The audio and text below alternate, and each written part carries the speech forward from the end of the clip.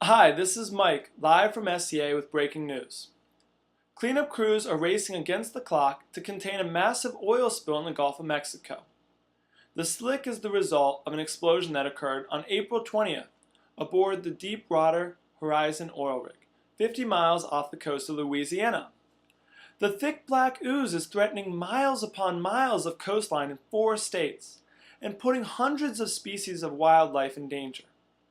Experts say the spill could become one of the worst environmental disasters in U.S. history. It is of grave concern, says David Kennedy of the National Oceanic and Atmospheric Administration, and the efforts that are going to be required to do anything about it, especially if it continues on, are just mind-boggling. There were 126 workers aboard the oil rig at the time of the blast. An oil rig is a large offshore platform that is used to house workers and machines needed to drill oil wells in the ocean floor. Most of the workers escaped. 11 people are missing. The cause of the explosion is under investigation. The rig was owned by Transocean Limited and operated by the energy corporation BP. Since the blast, an estimated 210,000 gallons of oil have been spewing daily from an undersea well located 5,000 feet below the disaster site. By Monday, the sticky spill had grown to more than 1,800 square miles.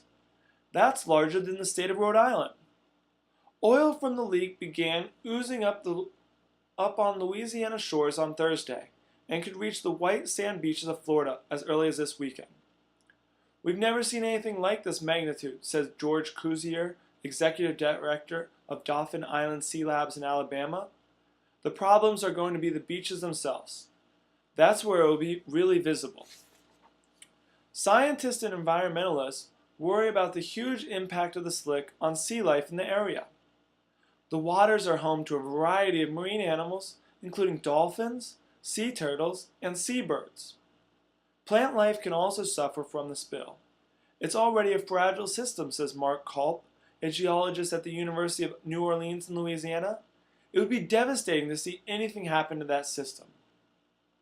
So far, remote-controlled submarines have been unable to shut off the oil well. Workers will begin drilling a relief well to reroute the oil on Thursday. The process could take months.